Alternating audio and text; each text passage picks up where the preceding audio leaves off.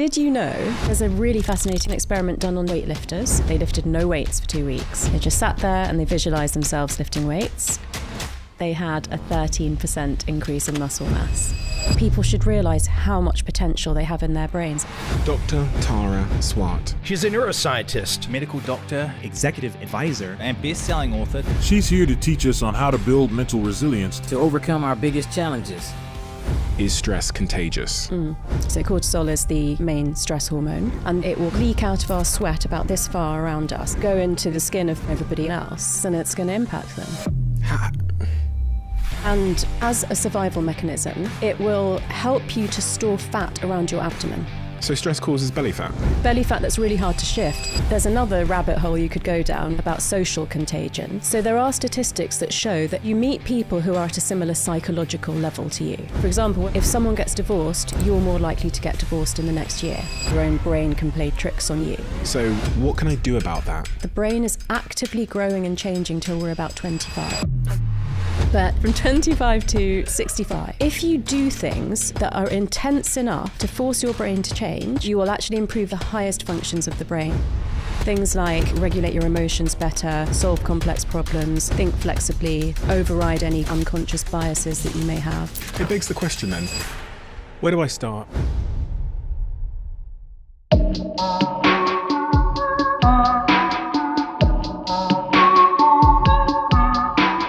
Dr. Tara Swart, what are the sort of existing ideas that your work and what you speak about is confronting? The unhelpful existing preconceptions about the brain, human potential that your work is confronting head on?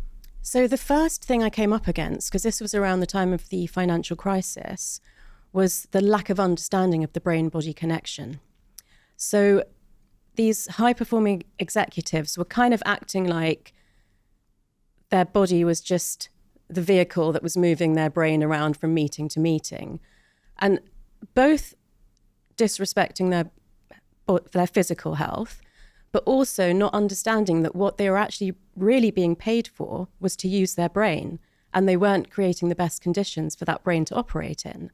And I'm talking about really basic things like sleep and a good diet and hydration and not being sedentary, managing your stress, etc. So, this tiny organ, if it's not in an environment that is giving it the best chance of doing its job, it's not going to, and a crack's going to appear somewhere. And the first time I really kind of had a big confrontation with a bank was when people were dropping dead on the trading floor of heart attacks. And they asked me to work more in my capacity as a former medical doctor to help with the physical stuff. And I said, I can't do that if we don't address the mental and emotional piece, because that's what's causing this. And they just could not get that. What did you want to do with those people in a specific and practical sense? What if you could have, been in charge of preventing them from dropping dead on the trading floor, where would you have started? The understanding that stress, so everything that you're experiencing mentally and emotionally that's challenging, and things like a lot of travel, which is challenging for your body, that raises levels of the hormone cortisol, which comes from your adrenal glands. And that cortisol courses around your blood through your entire body and brain. And the brain has receptors for understanding what's going on in terms of threat to your survival. So in a 24-hour cycle, depending on your age and your gender, there's a normal range for cortisol. So it can go up and down like this. If something challenging happens, we need to adapt and rise to meet that challenge. But when that level is above the top range all the time, these receptors in your brain basically think that there's an imminent threat to your survival. So there's this whole cascade of hormones, and cortisol causes inflammation in the body. So inflammation of your vascular system, inflammation around your heart, and everything else, gut and other things. But particularly around that time, we were seeing a lot of heart attacks caused by stress. This was in the absence of high blood pressure, high cholesterol, smoking. It was all stress. I read a study, and I was watching a TED talk that seemed to make the case that stress was somewhat subjective, i.e., it's an interpretation of events. So one can be in a situation where they feel very stressed. You can put a different person in that situation and they wouldn't experience it as stress. Also, I think there's quite a famous TED talk that makes the case that stress only has physiological consequences in the form of disease and inflammation and the heart attacks you're describing if we believe that stress is going to have that effect on us, if we believe stress is bad. It's bad, yeah. I get that. Is that true? So I would define stress as when the load that you perceive on you physically, mentally, emotionally, or spiritually is too much for you to bear. So yes, it is subjective.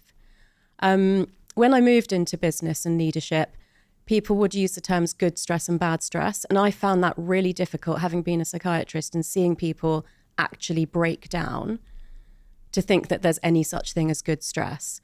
But what I have, the way that I've adapted that over the last 10 or 15 years is that there's an adaptive response, which is a healthy response to a challenge.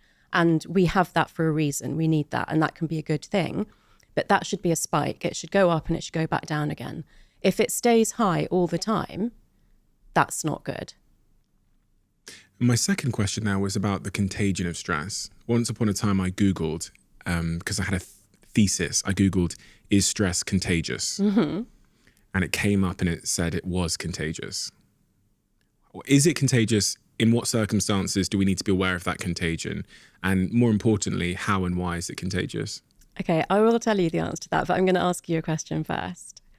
Have you ever walked into a room with someone and by the time you've left that meeting with them, you just feel so drained? Okay, so yeah, so you know the feeling. So I'll tell you how it works physiologically. I'm going to start with something else to build you up to this story. So did you know that women who live together or work closely together will synchronize their menstrual periods within 2 or 3 months? Yeah, I found this out many years ago and it has completely changed my perception on so many things. Because I have to be honest, I'm a very sort of logical, I need science and evidence. And so I always thought about, physical things. If I can't see it, it doesn't exist. Yeah. It's kind of been my framework for thinking about life. Yeah. And when I heard about that, I checked it was true, found out it was true, and it broke the frame in which I think. Because if there are if it's possible that invisible forces now between me and you are interacting with our bodies, I go, well, then what else is possible? Sorry. I'm already using a certain form of eye contact with you to create emotional resonance. Uh-oh. What have you done to me? We're going to get sidetracked. Do you want to go back to the hormone? What kind of eye contact are you using with me? Tell me. So basically... We'll go back to the hormone thing. We'll park that. We'll park that. It's related. Okay. So when a baby is born, one of the ways that it learns what emotion the mum's experiencing, how it understands its own emotions, everything that grows over childhood and teenage into, pro-social behavior, starts off mostly with eye contact with the mum. So at first they can hardly see anything. They can just kind of see two blobs. And then they start to understand more about micro facial expression changes and stuff. But eye contact with the mum is hugely important. So most people are right-handed. So they'll be holding their baby in their left arm so they can still use their dominant hand to do stuff. And that means that when you gaze at your baby, your right eye is looking into their left eye. And then that interaction that from the optic nerve is going around the brain. It's impacting the amygdala where emotions come from. And it's creating this emotional resonance loop that's part of how the mother and the baby bond. So that right eye to left eye contact is the most bonding eye contact that you can have with someone. Now, you could say, oh, but my mum was left-handed, or you could be left-handed. But, if I'm taking a chance on trying to build that bond with someone, that's the statistically most likely one to create good resonance between you. So you walked in here and you started looking in my left eye? I waited till we sat down. I gave you a hug. You gave me a hug, So all of those little things, they start to... And, we've laughed about a few things before we've come on air. Those are the sorts of things that create higher levels of the bonding hormone oxytocin. So you're more likely to lower your guard, trust the person, take a healthy risk. Like I said, I know that stuff. So I live my life like that. Just want to make sure I've got that clearly in my mind so I could repeat that to someone else later. It's great for dating. Yeah, of course it is. I think we might go down that path a little bit. But the reason that works is because there's this association in our brains that if someone is looking into your left eye, it kind of triggers something, a bonding response that is quite innate in us. Yeah. Is that the TLDR of it? Yeah. Okay. Super interesting. What else? If I'm trying to bond with someone, so everybody listening to this right now, whether they're in work, they're in sales, they're looking for a partner, whatever, it's a nice little trick to look into someone's left eye. I'm going to only look into your left eye for the rest of the With your right eye. I'm just looking with both. Yeah, you feel like that. But once you start doing this, I promise you will notice a difference. Okay. What else? What are the tricks to encourage bonding? Encourage bonding. So physical interaction. So, depending on the appropriateness of it, minimum handshake, maybe a hug, maybe a kiss on the cheek, depending on what situation you're in. I do this handshake where we hugged, so we didn't handshake. Many years ago, I read an article that if when you shake someone's hand, you put the other hand over the top of it, it creates a sense of warmth and trust. So I've been doing that for 10 years now. Give them my left hand or my right hand, and then the other hand goes over the top of it. Yeah. It's definitely extra. And you see this in a lot of kind of more ancient cultures, that there is like more of a handshake than what we do, which seems it's just one hand and it's quite brief and stuff. So yeah, the more of that kind of physical touch that you can get, the best. So, everyone that I've met since I've come in this morning, I've either shaken hands with them or hugged them. And I would not do that. Mm-hmm. Is there anything else in terms of encouraging the release of oxytocin that you're aware of? What are the behaviors that increase that bonding chemical in our brains? Eye contact and touch are the main ones. Okay. Laughing together is another one. And then not to do with another person, but if you take a bath rather than a shower, then you'll release more oxytocin. Massage helps. Well, you're immersed in warm water, so it feels like a hug. So you would theoretically get out of the bath and be kinder and happier, and more people would want to bond with you more. Well, you'll be more in the mode of bonding, doing that. Yeah. So interesting. What about vulnerability? Because I heard shared struggle is one of the things that releases oxytocin. Yeah. So going through something not necessarily traumatic, but that's highly emotional, that is very bonding as well. So we see this a lot on the reality shows where people are like, oh, we're going to be friends for life. If you do something like a skydive or a bungee jump in a group, then, you do feel more bonded to those people. But they're not as practical as just the little things that you can do every day.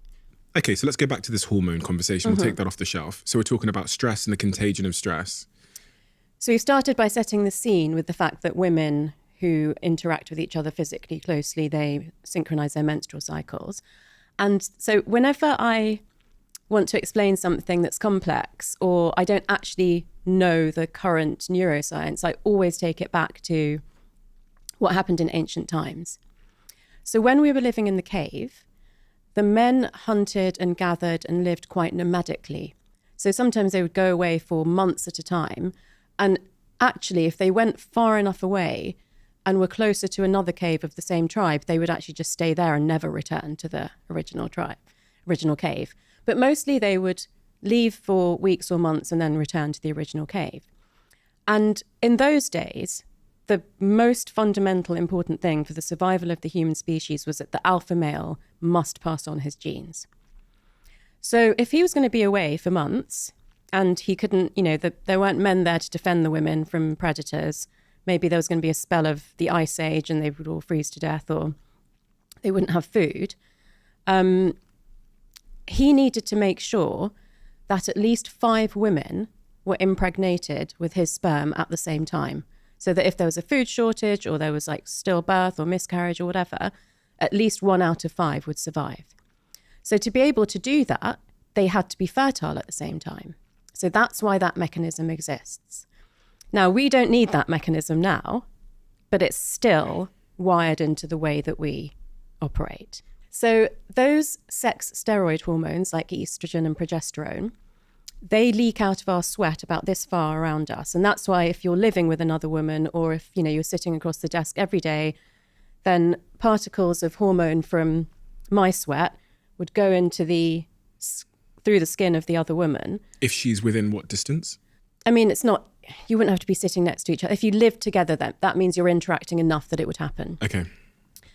So particles but not if you work together. If you work together and you sit right next to each other every day, then it does happen too. So, you know, in a small office that's got like 6 girls in it, that the menstrual synchronization will happen.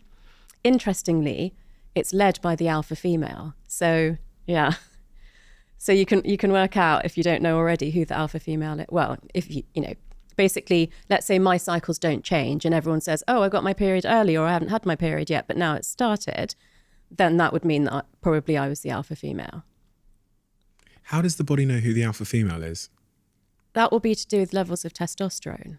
Why does that matter who the alpha female is? Why does it matter that they sync up with her? I don't know if it really matters. I think it's just a case of physiology. So it's a little bit like in the troops of gorillas, the stress levels of the silverback gorilla affect the other gorillas more than gorillas who are peers to each other.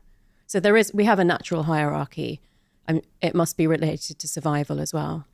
So she was probably the person who the alpha male was going to impregnate first. Probably. So everyone needs to kind of fall in line, because when she starts having sex, they need to be ready. Yeah. Okay. And also it'll probably be to do with things like, you know, survival genes. So it'll be the people with the hardiest genes, because that's what you'll want to pass on as well. Mm-hmm. Okay, makes sense. Most resilient. Okay, so where were we? Stress and contagion. We've done all the hormones and the menstrual cycle So stuff. basically cortisol is a hormone that works in that same way. So cortisol is the main stress hormone. And this one doesn't matter if you're male or female, but it does matter where you are in the hierarchy of the organization, as I just mentioned. So usually in that conversation that I mentioned to you, where you go into a room and you just feel completely drained afterwards, usually the person that comes out feeling drained is less senior than the person that's had that effect on them.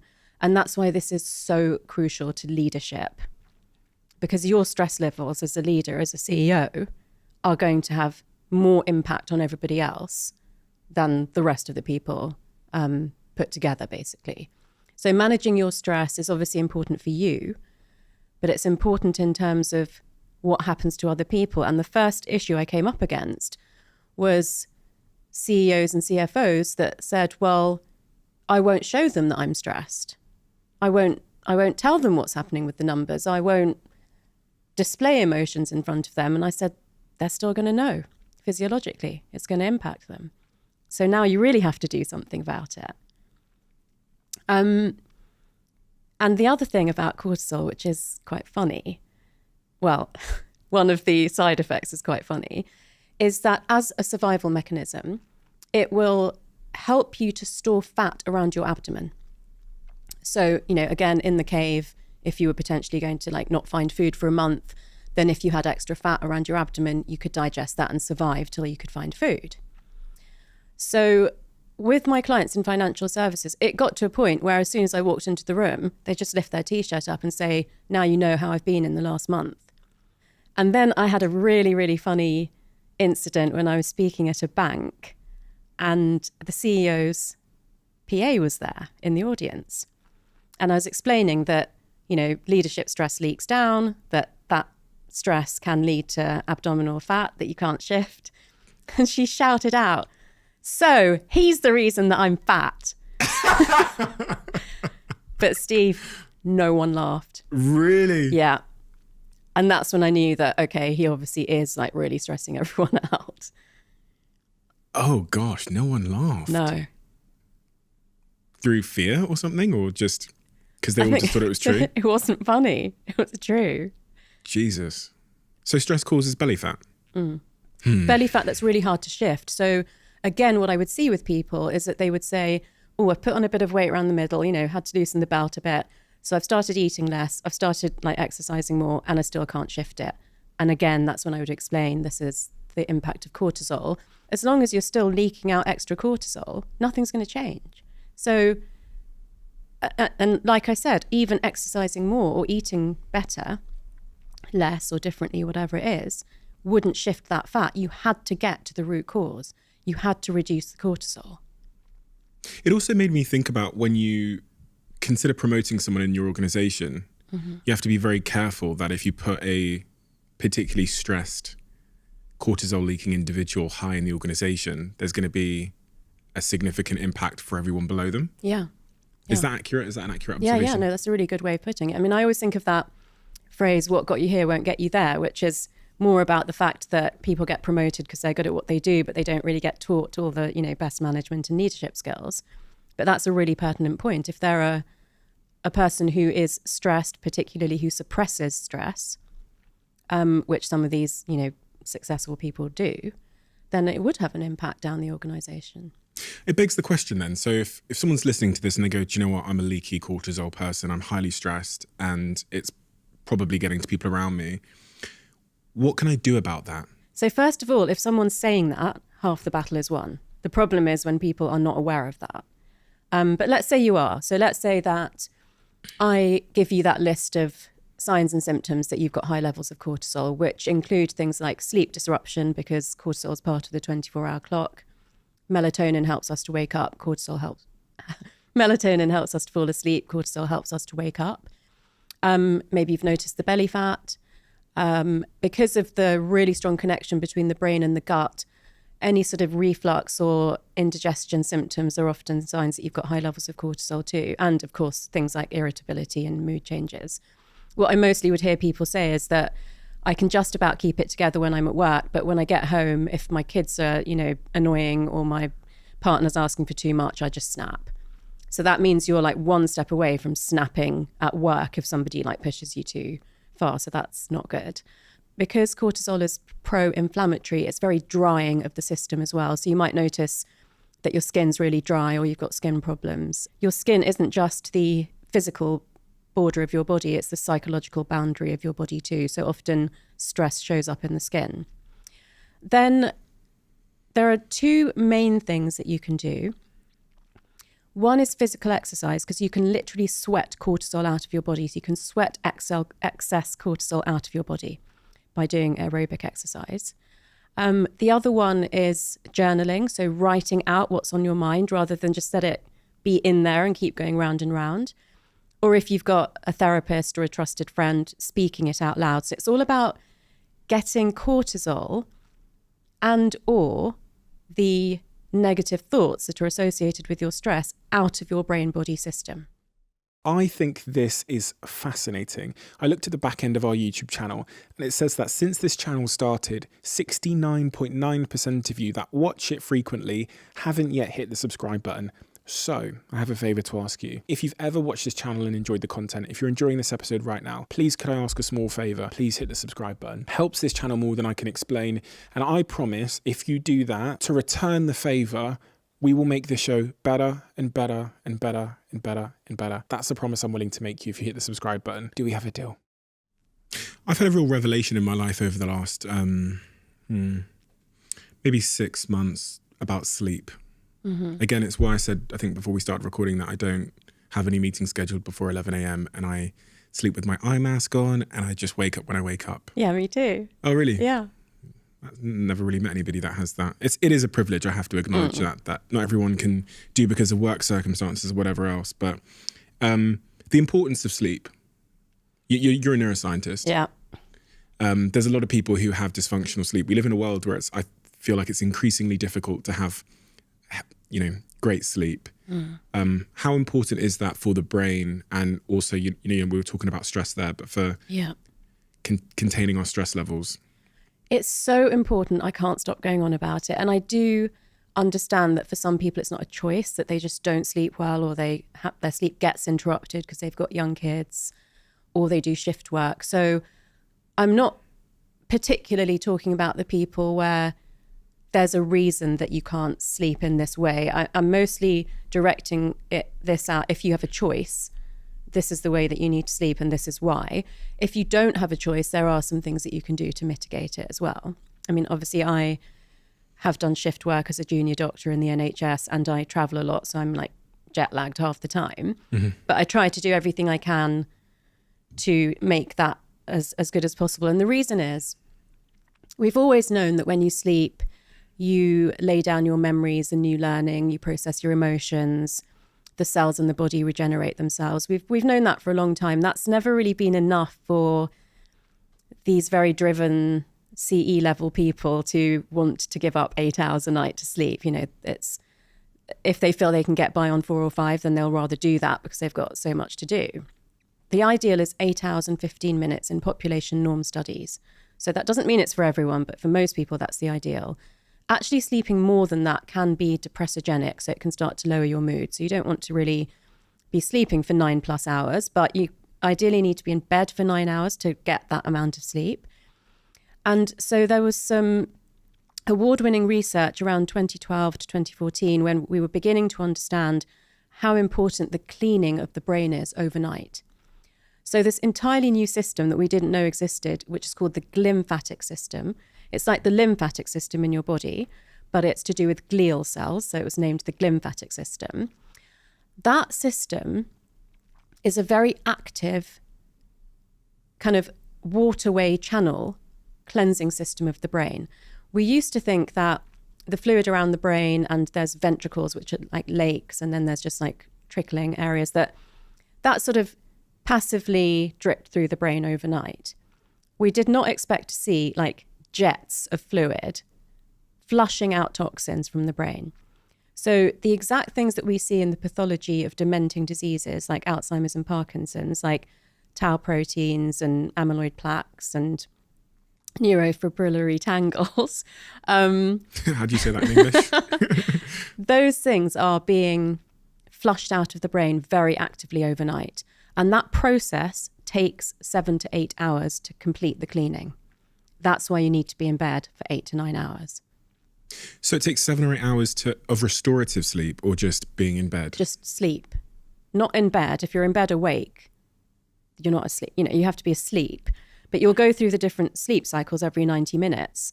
This isn't in time with that. This is just taking 7 or 8 hours to flush this stuff out of your brain. So one of the things I do say to people who don't sleep well is, if you find yourself awake at night and you're not lying on your side, turn yourself onto your side, because that's the best position for this cleansing process. I actually have a special pillow that makes me sleep on my side because I wasn't naturally a side sleeper. So it doesn't matter if it's the left or the right, but that is a better position in terms of the veins in your neck than sleeping on your back or your front. So that's one thing you can do. Oh, you woke up, you know, your sleep was disturbed, at least turn yourself onto your side. What is this special pillow? You just bragged about it, then moved on, I feel like. It's a memory foam pillow. Am I allowed to mention the brand? Of course, yeah. We'll make sure they sponsor it before they... It's a memory foam pillow. My one is by Tempor UK. Yeah. And they gifted it to me because I was talking about side sleeping. Oh, really? So yeah, it's great. Okay. I'm a side sleeper. My girlfriend's a back sleeper, but I can't sleep on my back. It's funny because I start on my front. That lasts for 15 minutes because I get bad back at the bottom of my back. Yeah. And I roll onto my side. But I've always wondered if there was, when you look at tribes and our ancestors, how they would sleep. Would they sleep in groups? Would they sleep alone? Would they sleep on their side, their back? Do you know the answers to any of that? I know that co-sleeping is definitely how we evolved from co-sleeping, so in groups. And what I find interesting is that you needed to huddle together like that for physical warmth in the cave, but it also, because of that proximity and interaction, you got more of the bonding hormone oxytocin. So you also experienced the warmth of being part of a tribe. And I think they slept on their side because they would have to be ready for an attack from a predator. So you'd need to keep your dominant arm ready to, grab something. And most likely they slept on their left because they would have been protecting their most vital organs, the heart. Just thinking then about this bonding chemical and how it comes out when we're in close proximity. A lot of couples, a lot of people, me sometimes as well, sleep in the spare room because I have work commitments. That'll mean that I'm up early, or my partner has work commitments. That means she's up early. But even some of my friends who are in the early stages of parenthood have separated and have a sleep divorce situation. When you talked about the bonding and the oxytocin being released when we're in closer proximity, and obviously at nighttime is when we're literally touching each other. Is it conceivable that by separating rooms and by doing a sleep divorce, we're actually eroding our bonding? I would never do it. You would never sleep in a different room from your partner? Never. Apart from maybe if there was a young baby and one person had to go to work and one person didn't. That I get, but that's temporary. And ideally, people would find ways to make up for that. I mean, I guess you're in a bit of a love bubble with the oxytocin from the baby at that time, so that is quite neuroprotective. But co-sleeping it's fundamental to our survival. It was physically when we were in the cave, but now I would say emotionally, spiritually, it's fundamental to our survival. I mean, what do you mean by co-sleeping, just to clarify? Sleeping together. So mostly in our society, that's as a couple, but a lot of other cultures, the whole family sleeps together. Why would you never do it? You seemed quite passionate about that. Because it's so good for you. The bonding, the physical warmth, the skin-to-skin contact, the love, the trust. I mean, I'll put up, if somebody's waking up early and I don't have to wake up at that time, I'll even put up with that. So you'll have less quality sleep. It won't be less quality sleep. I've worn HRV monitors and shown that even at the time, if my husband woke up at 5 and I wouldn't wake up at all before 8, and he gave me a kiss goodbye, I got a spike of resilience at that time. Resilience? Yeah. How do you measure that? So I was using that Finnish technology where you wear the HRV monitor with a gel pad on your chest. And so it's color coded for whether you're doing light exercise, heavy exercise, whether you're stressed, or whether you're recouping resilience. And mostly people recoup resilience overnight. But, you could clearly see with people with young children, you could see when they were woken up overnight because it would go into stress. Some people recoup resilience during the day. If, let's say you're like with your partner or your sibling and you're just sitting together and it's super relaxed. Or if you love your job, that you can see that happening during the day as well. But because I am so obsessed with my sleep, I wouldn't normally welcome any sleep disturbance, but the power of sleeping together and cuddling all night is so neuroprotective that I would encourage everybody to do it if they can. I also know some people who say, I sleep better if I sleep on my own. But we're not meant to survive on our own. We're meant to survive as part of a tribe. And I think now, since the pandemic, people are more lost and lonely and disconnected than ever. If you've got somebody that you can actually sleep with overnight, I strongly suggest that you do it. So I want to go in that direction because I'm super compelled by that, the change in the world and the lost, the lonely, the disconnected. But just to pause for a second on this word resilience you're using linked to heart rate variability. You're talking about like a physiological resilience, like the body being more resilient versus the kind of, when we talk about resilience, we say it in more of a psychological context of like, I can withstand greater stress or pressure. But you used a heart rate variability monitor that measures the distance between heartbeats and saw that when your husband gave you a kiss, your heart rate variability increased, which means that your body was more physiologically resilient. It actually measures both because it compares your heart rate variability to your heart rate. Okay. So it knows if you're exercising because your heart rate has gone up. But if your heart rate is at like base level, then the change in variability can either mean that you're stressed or you're recouping resilience. If your heart rate is high, then it's obviously physical. But it's a factor of both. So it's not just looking at physical resilience. It is looking when it's in this turquoise zone, that is actually more about recouping psychological resilience. But those two things, they feed into each other, but it can tell the difference because of your heart rate. So obviously I was asleep, so my heart rate was low. And you saw what on the monitor when he gave you a kiss? I literally saw a spike, because it does it by every 15 minutes as well. And I saw the highest spike of turquoise at that exact time. It's funny because my girlfriend about a month ago or 2 months ago, I left the house quite early in the morning, maybe about the similar time, 6 a.m. in the morning, when she was still in bed. And I came up to her and gave her like a big kiss. I basically kissed all around her. This is so soppy. I kissed all around her face and on her nose and just gave her a big, big hug and stuff. And I walked away, like got on the taxi and left or whatever. And she said to me the same day or the day after, she went, I don't know what happened there, but it unlocked something in me. And, you know, then my girlfriend went on to say she'd had some challenges with her menstrual cycle, and she came on her period. That's amazing. And I love she's that. always right. Like, when she says things to me, and she knows this, but I give her a credit, I'm always skeptical because we think differently. She's quite spiritual. Yeah. I'm very like, I need some science. Mm-hmm. And she said that to me, and I just thought, ugh, a kiss and a hug in the morning couldn't have had any physiological impact on her. But now I'm starting to question whether once again I was wrong. That's amazing. I mean, you know, some of these things can't necessarily immediately be explained by science, but if you use your intuition, then you have to ask yourself, and I feel like you are coming around to thinking that could be true.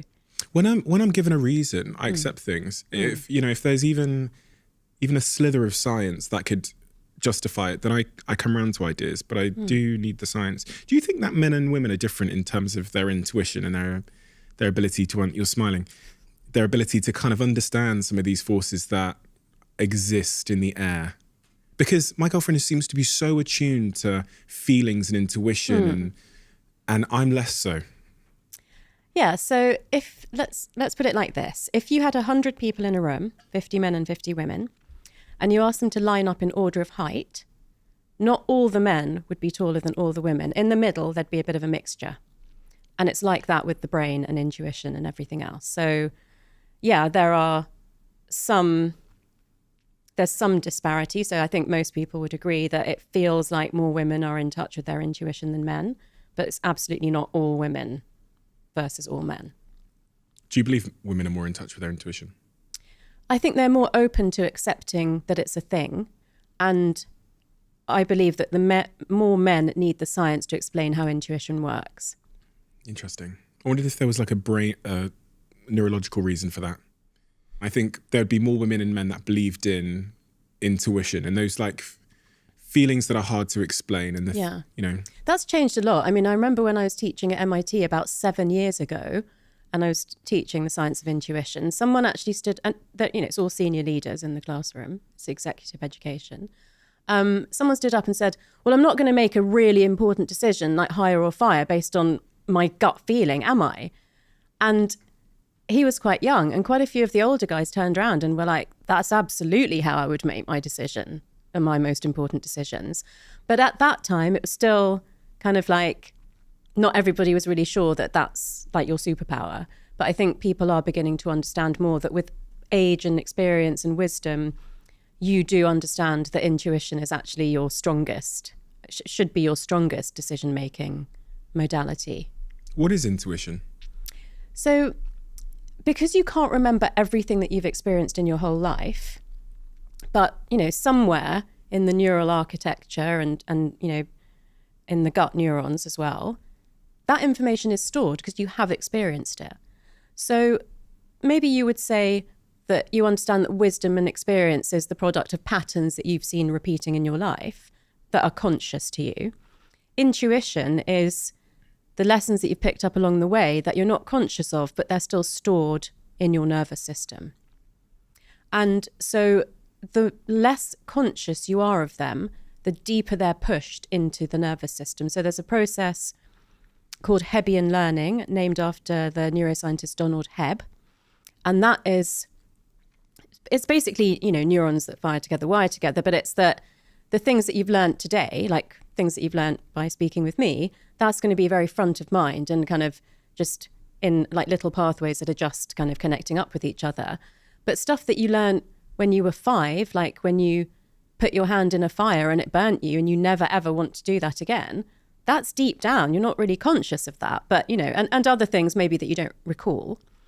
So we believe that that wisdom gets pushed from the outer cortex into the limbic system, which is the emotional system of the brain, into the brainstem, into the spinal cord, and into the gut neurons. And that's why they sometimes call it gut instinct, because it's that feeling of knowing something but not knowing why you know it. But it's actually to do with the fact that you have wisdom and experience that it's embodied in you, but you're not conscious of it necessarily. It's quite surprising to hear that those memories, that wisdom could be in the gut. People think of, I think I'm certainly someone who always thought that my cognition, my memories and all of the intelligence exists just in my brain. Your memories and your cognition and your IQ are in your brain, but your intuition is in your brain and your gut. This sounds super stupid, but I don't care. I should just be honest about my stupidity. Where in my gut? I'm like, I thought that was like my stomach. That's where I put the food. Yeah. So, you've got your stomach, you've got your small intestine, you've got your large intestine. Yeah. You have other organs, your liver, your spleen, your kidneys, and they're all innervated, which means they've all got nerves going into them. So does your heart. So, we could have a similar conversation like this about your heart as well, because your heart only knows how to beat because of the nerves that penetrate it. So, this round brain in here and the spinal cord that goes down the center of your back, that gives rise to all of the neurons that go out to your arms, your legs, all of your organs, your skin, which is your largest organ. And so that's how that works, because every single part of your body has nerve cells or, nerve pathways in them. So that's the connection. That brings us back to what I was saying about the brain-body connection. They're intimately connected, and it's a bi-directional thing. They can't exist without each other. And the more you understand that there's that constant feedback going back and forth, the more you can tap into that kind of thing. The more you can know days before you're going to get sick. I bet your girlfriend knows days before she's going to get a cold or flu. Yes, she does. Yeah. All the time. And my clients never know. And as soon as they go on holiday, they're sick the whole week. Why when they go on holiday? Because they suppress it to be able to do their job. And you can suppress illness, or you can just not acknowledge it. It's not necessarily that they had a cold virus that they suppressed, but it's that their body is, the immune system is being run down by the cortisol. And so as soon as it gets a break, that's when it kind of succumbs. And there was a time after the financial crisis when I had people saying, I've had this cold for like 4 weeks now, or 6 weeks, but everybody's got it. And I was like, I'm sorry, but do you actually think that's normal? Do you think it's normal to have a cold for more than a week? And, then it takes a challenge like that, because also the other thing that happens in, with groupthink, whether it's at work or in your social circle, is that we don't challenge each other enough on those sort of things. So if a friend said, I've had this cold for 6 weeks, I might say, oh, poor you. But if I wouldn't, but someone might. But, it's also about saying, is there something else wrong? Because that's not usual. And for me, that would absolutely lead back to cortisol. A second ago, we were going to go down the pathway of the looming crisis that you speak about. What is the looming crisis that you're concerned about? Stephen, I saw this looming at the beginning of the pandemic. It's not looming anymore. It is, we are in crisis. So, all of the health anxiety and the uncertainty and the fear and the loss that we experienced during the pandemic was bad enough. It caused a level of stress that no one who's alive today has experienced before. But we've come out of it, we're relatively, I don't know if I could say back to normal or in the new normal. And we have not paid any attention to the consequences of what happened to us. And when I say us, I mean everyone from the babies that were born at that time that never saw anyone but their immediate family. The teenagers that, interestingly, boys did better than girls because they play video games on the internet, so they stayed connected. The older people that were isolated, the people that lost loved ones, etc. There's so many things. I could say more things than that. We haven't really acknowledged that that's what happened and what we went through.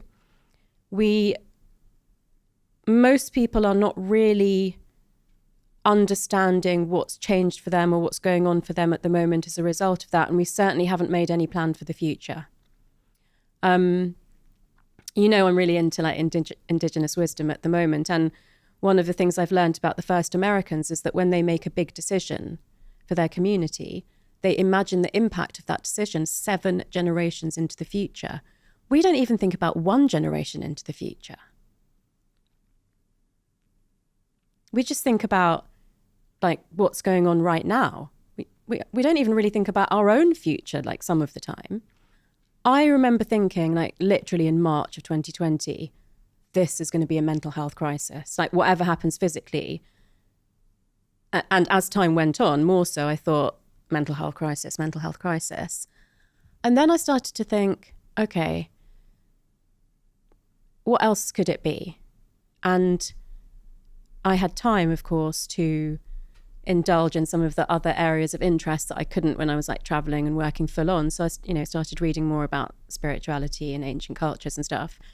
And I thought this could be a spiritual revolution. When you say spiritual revolution, it's a very big, broad term. What do you mean? If I look back and you've led a very nice story of my journey since I changed career, is that it started off with that physical piece. For me, where I was working, there was stress, but people were having heart attacks. Then I spent many years working on mental resilience with people. And emotional regulation was part of that. And that became important again in the pandemic because we were in like close quarters with people and, and it was just very different and it was hard and there was homeschooling and working and everything. What I've seen some of the good things that I've seen as a result of the pandemic is that we've definitely appreciated again the importance of our time in nature. So I think most of us felt that being able to get out and be somewhere green was really important. And because there was like no planes and no traffic, we could see the stars in the sky again. We saw amazing sunsets. People began to appreciate birdsong. And now the studies are showing that time spent in nature actually has a really positive impact on your physical health, your mental health, and your longevity. So, that's one good thing that's come out of it. But are we all still, making time for that, or are we just going back to kind of our old ways? The other things of interest that have come out is that having a purpose that transcends yourself is really important to your mental health particularly, but it will have knock-on effects. So, you could say, well, I do my podcast and I love doing my podcast and I get to meet interesting people and I share that knowledge with others. A lot of that is still to do with self-satisfaction. So having something that doesn't necessarily do anything for you, but gives you purpose in life is really important. And what could that be? That could be volunteering. It could be, for me, like I give out a lot of free information on Instagram and not to try to get work or anything like that. It could be, so, when I say volunteering, that sounds quite big, but it could be like asking your elderly neighbour if you can do their groceries for them when you go to the supermarket. It could be calling up a friend and checking that they're okay. Just something that makes you feel like life is worth living, but doesn't necessarily earn you money or directly improve your life. I've spoken to a lot of therapists who talk about the fact that two of the things we never want to feel is like we're A, different, and B, we're not enough. And I was thinking about that through the lens of our tribes. In the context of a tribe, if I was different, there was a risk of me being kicked off the tribe. And if I didn't feel like I was enough, I again would have a risk of being kicked out of the tribe because I'm not valuable to the tribe. And in the context of what you were saying about serving others, is that again sort of like a prehistoric desire to feel like we're adding value and we are of use to the tribe by serving the greater good of our tribe? Is that where that instinct comes from in us? I love what you've done, which is exactly what I said, which is when I'm not sure of the answer, I'll go back to evolution. I always do that. Yeah, I love that. I think I hadn't thought of it like that, exactly like that before, but I think it's true. A tribe, sadly, could not afford to carry dead weight. So if you weren't enough, if you were injured, if you were immobile, if you were elderly, if you weren't contributing, then you might get left behind. And then there's this really interesting new area of research called neuroaesthetics or neuroarts, which is about having some kind of creative activity in your regular schedule.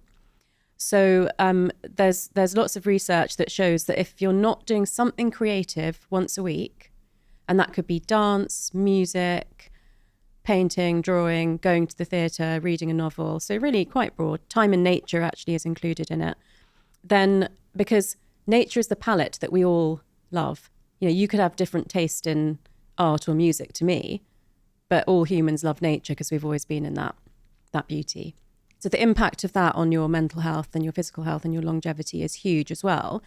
But even just like every morning, I actually thought of this morning because I wanted to mention this, but I had zested a lemon last night when I was cooking. And so this morning when I went to get the milk out of the fridge, I smelt it because it was in the fridge, and I just thought, that is so beautiful. And so they say things like, you know, if you've put like a bunch of flowers on your bedside table and it smells nice, and that's the first thing you smell in the morning, and then you like look at the beautiful flowers. If you've got objects of beauty in your house, if you listen to birdsong in the morning, that's all neuroaesthetics. It's living a life that is aesthetically pleasing to your brain, and that's good for your health. Why? Should we go back to evolution? Shall I make a guess? Please, that's my favourite thing to do. I think it's to do with safety. So if you were able to spare your mental resources to appreciate beauty, that must mean that you're safe. That must mean that you're not just trying to survive. So it's actually, I mean, we do appreciate beauty. So seeing, smelling, you know, hearing, tasting nice things, it's going to make us feel better. But also, we're only going to be doing that if we have the luxury of being able to do that. And it can be such small things. But also what it signals to your brain is, I'm safe because I have time to read a novel, or I have time to crank the music up and dance around my living room. Through the frame of this idea that pathways that fire together, wire together, I was also thinking about every time I've seen a tree, I've been safe. So is there an association that trees are safety? You know what I mean? Every time I've been out in nature, I've been physiologically, psychologically safe. So is it now the case that because there's that neurological association, the pathways have wired and fired together, if I, you know, you talk about the brain-body response, if I put myself in that situation again, it will signal to my body that I'm safe. Yeah, it will. That's neuroplasticity. It's repeating that and giving yourself the message that every time I'm around trees, I'm safe. I feel safe. It won't be the same for everyone. I would imagine that, again, when we lived in the cave, that we naturally did things like looked at the stars in the sky at night, danced around the fire, did cave paintings. So that's very wired into our psyche as well. You know, they would adorn themselves a lot more than we do. So that appreciation of aesthetics has always been there, not just from nature, from some of our rituals and ceremonies as well. And really the conclusion that I've come to with this whole spiritual crisis and then the potential revolution is that all the things that we need to go through that revolution have always been in the world as long as we've existed. And that, to me, is beautiful, because it's not like we have to do some crazy new different things that we've never thought of before. We can, the way that I put it is, we know about generational trauma and intergenerational trauma and epigenetics and how all these bad things can like come down the line. But there's also a lot of beauty and wisdom that's there that we can have access to. It's we don't have to like reinvent the wheel at all. We can just go back to doing the things that we did when we were at peace. It's interesting, but that's not easy to do in the world we live in, because we've built a society and a world where we live in these like four white walls in cities alone. We're more lonely than ever before. We order our food using glass screens. We use pornography as a replacement for intimacy and connection. We use social networks instead of socializing. Internet connection has reduced real connection. How you'd have to like completely redesign society, it seems. You can start with yourself. So I completely agree with what all those things that you've just said is how most people live. But I don't live like that. How do you live, Doctor? I actively try to spend as much time in nature as I can, and I have like a lot of like plants and flowers in and around my house. I am very, very careful about who's in my tribe. So it's positive, meaningful, deep, spiritual relationships. I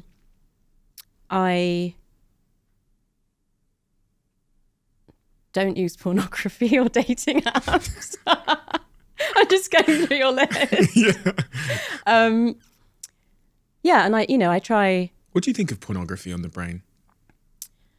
I mean, the two most basic drives in the brain are sex and food. So the potential impact is huge. I agree with you that increasingly it has created a big disconnect between men and women in real life, which is really sad. What is that disconnect? I think that the ideal of what a woman has to be or can be is very distorted by pornography.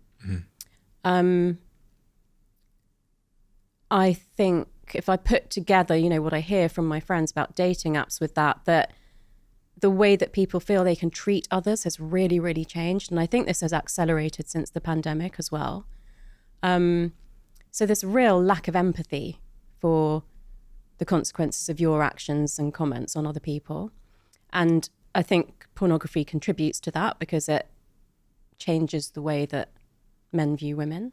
I think the impact on women in terms of what you have to look like how much plastic surgery you have to have, what you've got to be prepared to do in an intimate relationship, or actually the biggest issue I would have is what you're expected to do when you're not even in an intimate relationship, just when it becomes more of a transaction, when the rules have changed about, again, what I hear now very commonly is, oh, well, we've been on 3 or 4 or 5 dates or whatever it is.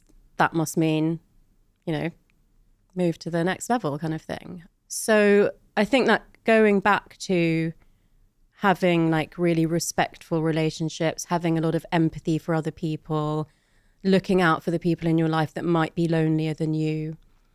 When I say, I absolutely do not have my phone in my bedroom, but when I say limit screen time, that is a difficult one because we all use our screens for work and to communicate with our friends. But there are studies that show the amount of time you spend even communicating with friends online versus face-to-face has all sorts of impacts in terms of how socially comfortable you are, how empathic you are. It can even have on teenagers a really big impact on body dysmorphism. So it's fine to actually spend quite a lot of time online as long as you are also spending a lot of time with people face to face. One of the things you said there was about limiting who's in your tribe. Why is that important? Why is it important to not hang around with certain people and spend more time with other people from a neurological perspective in terms of our health and our outlooks and our outcomes and neuroplasticity? So if we just link this back a little bit to the question that you Googled, which is stress contagious? Then there's another rabbit hole you could go down, which would be about social contagion. So there are statistics that show that in your social group, if someone gets divorced, you're more likely to get divorced in the next year. If someone in your social group is obese, you're more likely to become obese. Now, I'm not absolutely not saying don't be friends with someone because they got divorced or they put on weight, but I'm talking more about the attitudinal stuff. So the, how you treat other people, how kind you are, how generous you are, how open you are to conversations about intuition or spirituality. Basically, you meet people who are at a similar psychological level to you. And so we're always working on ourselves, hopefully. And you want to be with people, if you are, then you want to be with people who are growing too, who are open to challenge, who are learning, who are interested in exploring spirituality, who care about their mental health and other people's mental health. So it's really about, having this circle of trust and knowing that you've got support, but equally that if you do something that's really not okay, that somebody's going to tell you.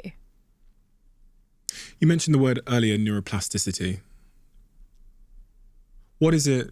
Why did it matter? And I think from looking at your work previously, you had a bit of an epiphany on this subject matter in your career, where you realised that, you probably like most people don't even think it's a thing. They don't think they think that once you grow up, you're set in your ways. But it sounds like there was an epiphany at some point in your career where you realised the importance and the possibilities that neuroplasticity presented. Well, we have to start by saying that when I was at medical school and doing my PhD in neuroscience, we did not know about neuroplasticity.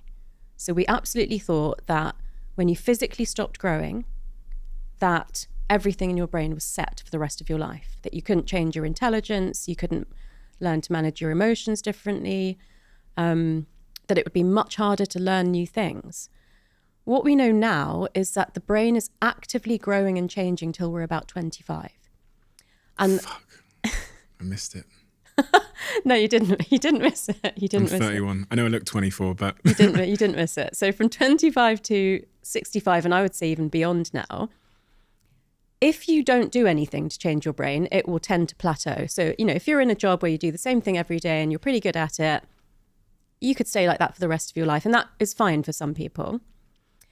If you do things that are intense enough to force your brain to change, then you can basically, learn lots of new things, but also get what we call global benefits in your brain. So let's say you decided to learn a new language. Maybe you'd learn Portuguese or French. have you spoken to her? Have you spoken to her? No. That just it feels like, when someone says something to you and it feels like they've already had a conversation behind your back because it's so on the money. No, I actually have a deal with her this year that I'd learn Portuguese by the end of the year, and we're in September now. And I know 6 words. So that just felt a little bit close to home. So let's move on.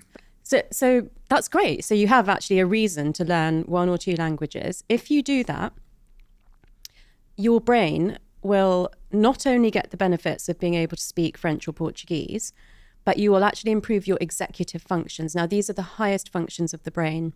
Things like being able to regulate your emotions better, solve complex problems, think flexibly, think creatively, override any conscious or unconscious biases that you may have. These are great benefits to get from actually just doing something like learning a language or a musical instrument. And it can be smaller things like travel, interacting with people who've had a different life to you, cooking something new, taking a different route to work, reading a newspaper or a magazine that's very different to what you normally read. Doing a podcast? Well, you do this every day. Yeah, exactly. Yeah, so it's not inducing neuroplasticity in your brain, although you're But I'm learning meeting new different things. people. Yeah, you're meeting different people, you're learning new things. But it's probably not what we would call attention intense enough Really? to actually be shifting pathways in your brain. Oh. So having all these conversations isn't like expanding my...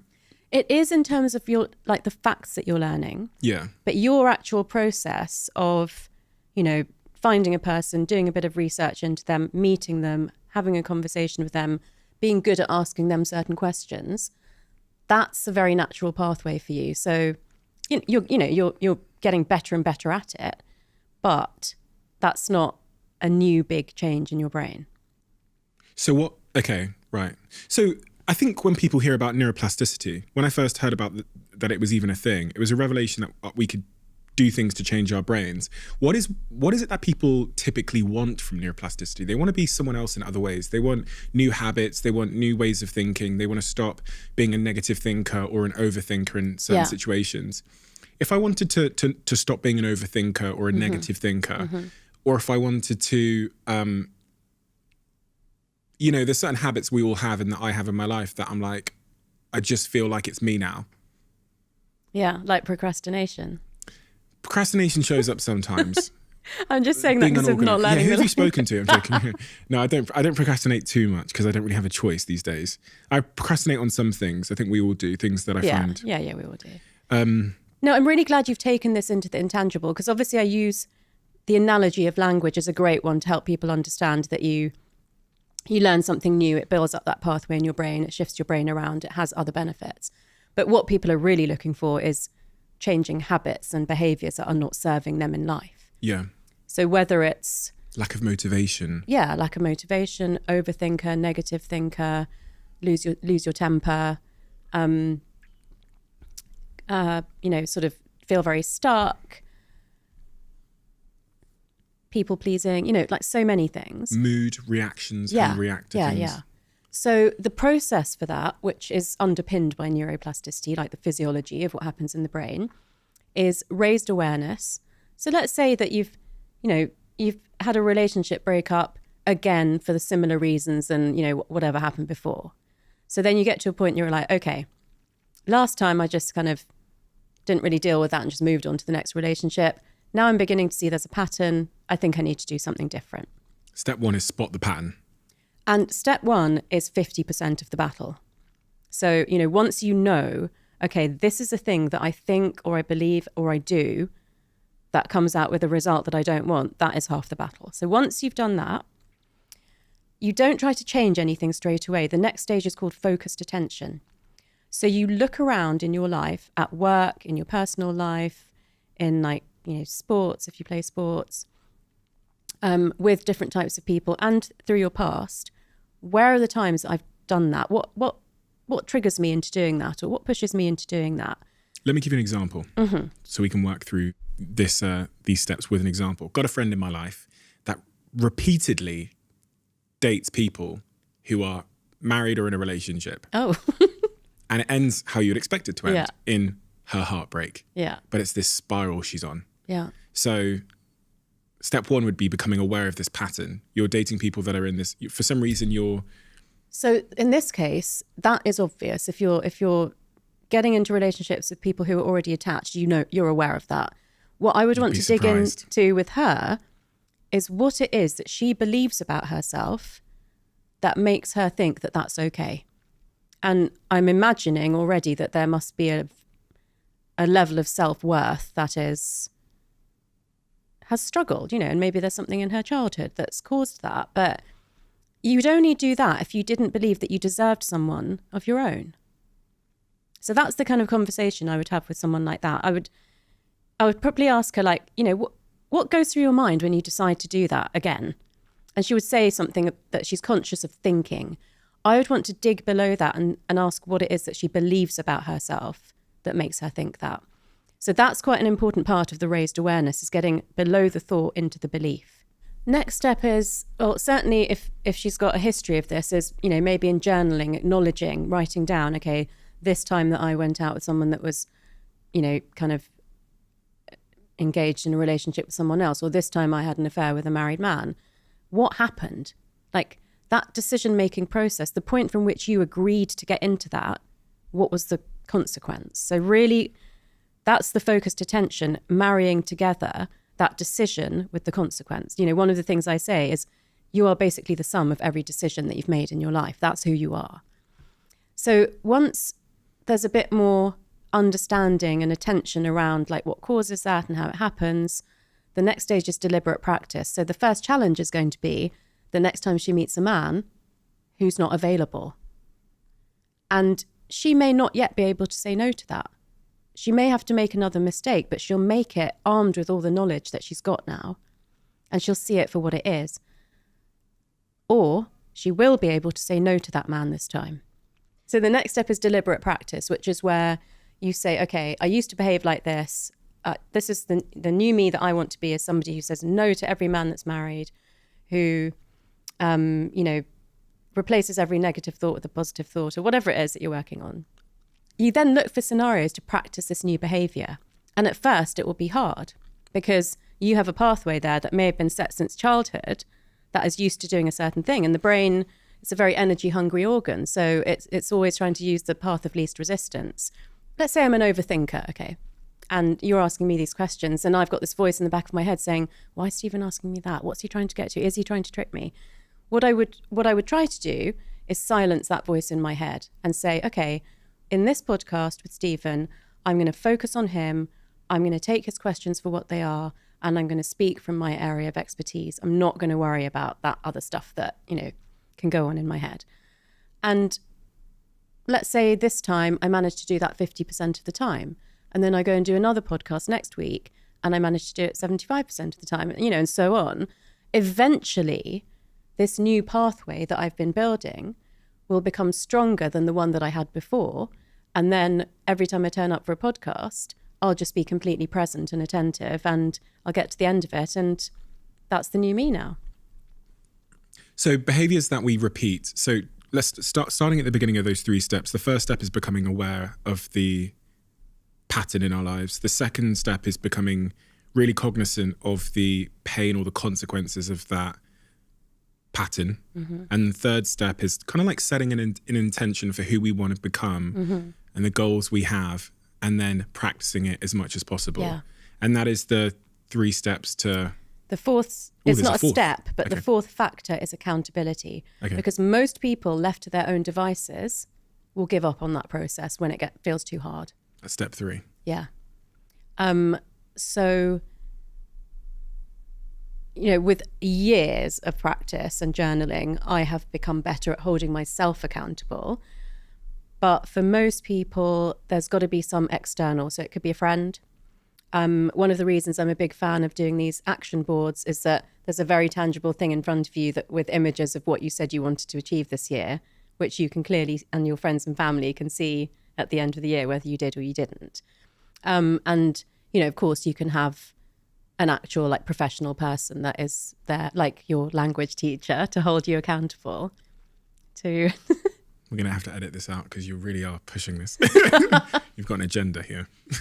I've been really... You talked earlier about, just a second ago, about how when you're trying to create a new pathway, if there's an existing one that is very well established from your childhood, it's increasingly harder. So I've always been unorganized.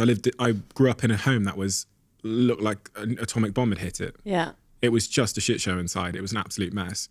So that habit of just being messy is quite well established. The pathway in my brain of being messy is well established. Yeah. But more broadly, I'm thinking here about trauma and how trauma looks in the brain. When we've had really traumatic early experiences in our life, or in the context of my friend, we might have learned that we're not deserving of someone, or we're not worthy, or we're not enough, or we're different. That might be a really well established pathway. Doesn't that suggest that there are some behavior patterns that are just practically immovable, practically unchangeable? I don't want to say yes to that, but what I am going to say is we've moved away from using this term hardwired, which kind of means like it's there forever. And we talk about soft wiring now because of neuroplasticity. I know people who have been through incredible amounts of trauma. There's going to be an example coming up on my podcast soon, who has done so much work on herself that she's really in a beautiful place as a psychologist and a Vedic astrologer, helping other people learn to deal with their trauma. So there's a lot that can happen. She was clearly a very resilient person and got herself educated. Some people deal with the consequences of trauma for the rest of their life, and it runs their life, and it's sad. You may not be able to deal with every single thing that you've experienced or the full extent of what you've experienced, but I do believe that there's a lot that everybody can do. Earlier, you talked about generational trauma and epigenetics, is what you said. What are both of those things? The first time I heard about generational trauma, I thought it was like woo-woo, fluffy, hopeful, like wishful think, like a nice way to blame your ancestors for the way that you are. That's when I first heard about this concept that you could be passed down trauma from your parents or your grandparents. It just seemed like it couldn't possibly be true. Yeah, I know. I mean, it's a relatively new area of research. So I'm actually going to separate this into a few things. So generational trauma, and you can look this up, is related to specific times of acts that were placed onto particular marginalized groups. So like first Americans, slavery. There's in Asia, there are some particular groups that were treated in a certain way. And that is, so the impact of generational trauma is when something happened to one generation, there's a psychological spillover, and it can be something to do with you always feel isolated, or you always feel lonely, or you always feel at the margin, or you always feel left out. That's because a whole generation were treated in a certain way, and that has an impact. Intergenerational epigenetic trauma is about how some external event actually changes the expression of your genes. So we have a genotype and a phenotype. The genotype is your DNA. It doesn't change, but the phenotype is which bits get switched on and switched off. The most famous examples of this are the Holocaust and the Dutch famine, but there are other examples. And we are sufficient generations away from that now to have seen like 3+ generations changes in the stress responses. And it's not always bad. So sometimes people are more resilient because their grandparents or great-grandparents went through something terrible. Sometimes people are more anxious. And it's hard to know necessarily why things might go one way or another. I always say to people that you aren't born with the genes that your parents had when they were born. You're born with the expression of the genes that your parents had around the time of conception. And then, of course, your mother's stress levels through the trimesters of pregnancy. And this isn't meant to blame anyone for what happened in the past or how stressed they feel when they're pregnant. It's meant to raise awareness of the fact that if you have something in your family's history, or you did have a particularly stressful pregnancy, you can use neuroplasticity to improve the chances of your baby expressing genes that will be more helpful for them in life than if you didn't know about all of this stuff. So if you had a particularly stressful pregnancy, let's say, you're a woman who was really under stress when you were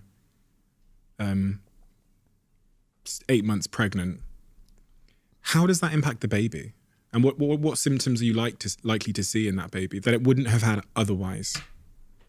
Okay, so I'm going to give you a really tangible answer before I take it back to the something we were talking about before. Imagine the mother's a heroin addict. Mm-hmm. That is affecting the baby, right? Yeah. And that's because they share the same blood supply. Yeah. So if the mother is stressed and she's got high levels of cortisol, then that cortisol is going through the placenta into the baby's blood supply. And basically being stressed from in utero could switch on genes for not being resilient to stress or being more liable to anxiety or mood disorder. And it's already starting off, inflammation in this tiny baby that hasn't even been born yet. I know that sounds terrible, and I really don't want this to come across like all mums have to be completely zen and never get stressed, because that's just not reality. But everything that you can do, of course, to manage your stress during pregnancy is helpful. But then completely understanding that if your child then starts to show any symptoms of anxiety or, inability to manage their emotions after an age where they should be kind of able to do that, you can introduce them to meditation. You can sit with them and talk to them about their emotions and how they're feeling. There are lots of really great books and videos that you can use to educate children about that kind of thing. I always say knowledge is power, and unfortunately, difficult things can happen to people in life. But every time something like that's happened to me, I've gone down a rabbit hole of, okay, what can I find that can help me to overcome this and be better? I was just thinking about, as you were talking about grief and the brain, the relationship between, what happens in the brain when we're experiencing grief and stuff. I was thinking about grief and heartbreak as strong emotions. So many of us, including one of my best friends, is recently grieving a relationship he's lost. And I've got another friend that's lost someone in their life who's passed away. And it's such an all-consuming force that seems to be resistant to advice. I just wondered if through your work you'd learn anything about grief in the brain and heartbreak in the brain. Yeah, so I think there's so many versions of grief that we've seen, particularly in the last few years, which is loss of sense of self, loss of someone through a relationship breakdown, and loss of someone through actual death. And it's interesting to hear you say, as a caring onlooker, that it's something that's so overwhelming and resistant to advice. I strongly believe that to ever heal from grief, you have to go to the bottom of the hole. And however you do that is not something that anyone else can comment on. I think if you are doing things like throwing yourself back into work or partying too much to avoid it, that's not right. But if somebody has to go somewhere emotionally to deal with grief, they've got to be supported and allowed to do that. And then maybe at times gently nudged in terms of how are you doing? Is it are you feeling any sort of like healing or resolution or understanding or acceptance. I do think particularly with grief that if we haven't been through something ourselves, it's really hard to imagine how bad it is, even though you might, care very deeply. What makes you think that? What makes you think that you have to go to the bottom of the hole? Because I think we are very avoidant emotionally. I think that's part of the greater issue that I was talking about, which is being lost and disconnected. And I remember when my first marriage broke up and I was changing career, thinking if I hadn't been a psychiatrist and know the things that I know, I can see how you could end up on a psychiatric ward going through, the breakdown of a marriage. So all I'm trying to say, I'm not trying to say you have to feel terrible. What I'm trying to say is you have to process all the emotions and you kind of have to surrender to it a bit, because if you try to gloss over that, it will come back and bite you later.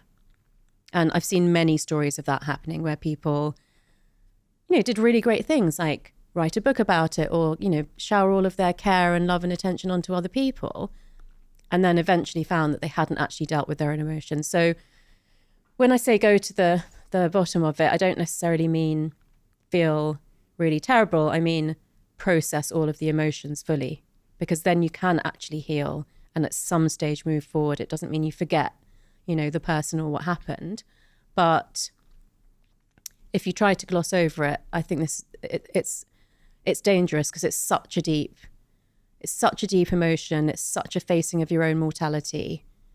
Quick one, I discovered a product which has changed my life called 8 Sleep. And I'm so proud to say today that I had a chat with the founder of the brand and they are now a podcast sponsor. And one of the things I've come to learn on this podcast from speaking with sleep experts like Matthew Walker is how important temperature is when it comes to sleep. The temperature of your room, the temperature of your bed. And also one of the big insights I had from speaking to some experts was that the temperature of the room should fluctuate throughout the night as you move through different stages of sleep. So when you first get into bed, it should be quite cool in bed.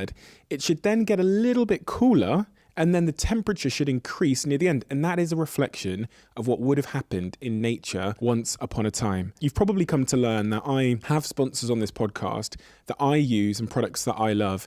My sponsors should be a reflection of the conversations I'm having, but also a reflection of what I'm using in my life. So to celebrate them being a new podcast sponsor, I always want to get a discount for you guys, and I've got one. Go to 8sleep.com, which is EIGHT sleep.com/Stephen, and if you do that, you'll save $150 on the pod cover that I have on my bed, the one I'm talking about. Grab your pod cover, send me a DM, and let me know how you get on. As you may know, this podcast is sponsored by Huel. If you're living under a rock, you might have missed that. I've come to learn over time, not all of the products they have are for me, but the ones that are for me have really, really changed my life in a profound way. All of the products are designed for different use cases and different people. For me, as you'll probably know, the ready-to-drink bottles are a staple of my life at the moment, and they have been for many, many years. But for a lot of other people, they have the hot and savory, which is a 5-minute hot meal that's nutritionally complete and contains all the good stuff that all Huel products contain, which is the 23 vitamins and minerals and the wonderful balance of sort of nutritional completeness. And then you have the bars as well. If you've heard about Huel on this podcast, you've heard me talking about it a lot. You're aware that I'm an investor in the company. You're aware that I'm on the board of the company. And you're not sure where to start, I would highly recommend starting with the bestseller bundle. Basically, we'll send you a package in the post containing all of the favorite products that people love, and then you try them all and stick with the ones that really, really fit you. The link is in the description below to try the bestseller bundle. In your book, you talk about the mechanisms of neuroplasticity. What are the mechanisms of neuroplasticity and the 3 factors that have the biggest impact on changes in the brain? So the first one is myelination, and anyone who does a lot of sport who repeats a certain, weight training will understand that that's what's happening in their muscles. When I said, you come here pretty much every day and you sit with someone and you interview them and you're really great at asking questions, that's like something you're super good at, that because you repeat it, it becomes like a superpower. And that means that what's happening there is myelination. So myelin is a fatty substance that coats some neural pathways, and those pathways become fast pathways. Now, there's a reason from evolution why we have some fast pathways and some slow pathways. And the reason is that if you put your hand in the fire, your reflex to snatch your hand out is a fast pathway, but your pain reflex is a slow pathway. Because if you were incapacitated by pain, the minute you put your hand in the fire, you wouldn't be able to get away from it.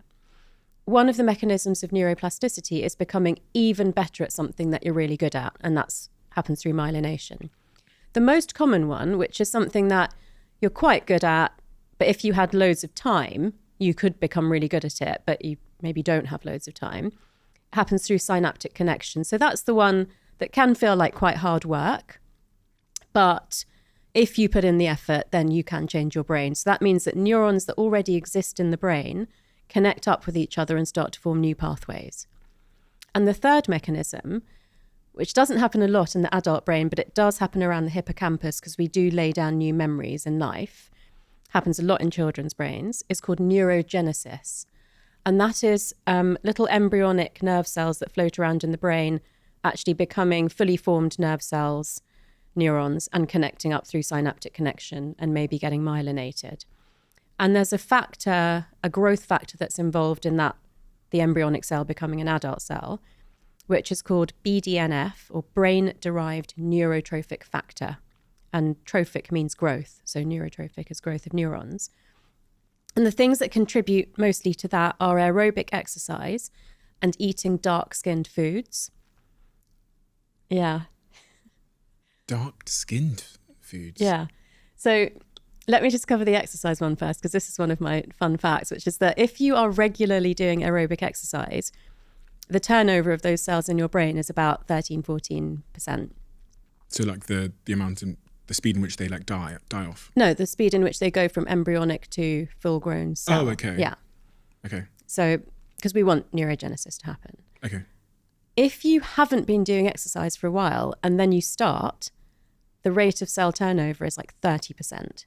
So it increases after a period of inactivity with new aerobic exercise. So that's my excuse for like being a couch potato half the time and then starting up again.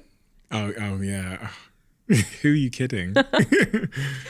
Okay, so it will accelerate the speed in which you're making those connections. Yeah, making the embryonic cells grow into new cells and then connect up with existing ones. So I want to make sure I'm super clear on this. So if I'm trying to speak a different language, by doing exercise, that has an impact on... Oh, it'll help you learn and retain memories, yeah. So in simple language, if I'm doing aerobic exercise, my ability to accelerate my neuroplasticity will increase. Yeah. Oh. What if it's like not aerobic exercise? What if I'm just like lifting big weights? There are benefits to your brain of other types of exercise, but weight training doesn't relate to neurogenesis as much. Okay. This isn't so much about language, but it's another example of mind over matter. So this was an experiment done on 2 groups of weightlifters. Thought you might like this one. That's a big compliment. Thank you so much. You think I'm a weightlifter?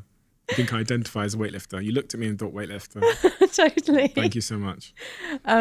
This was finger and elbow weights though, so maybe not so glamorous in this experiment. Okay.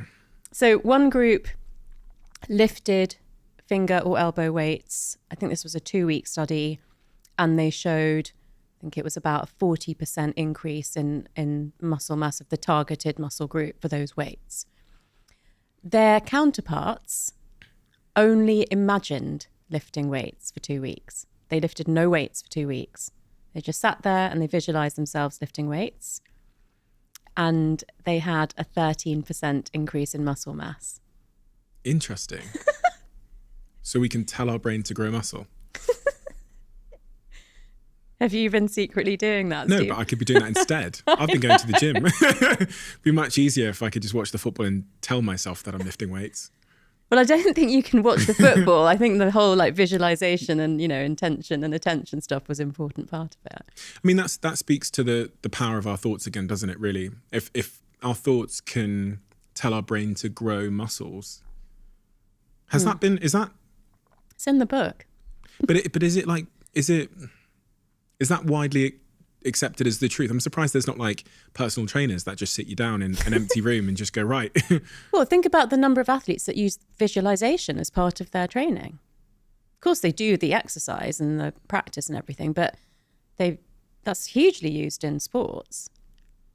Interesting. It's obviously not a case that I would just then go home and start imagining working out, but it does again remind me of the importance of just thinking about positive things that are in line with my goals. Yeah.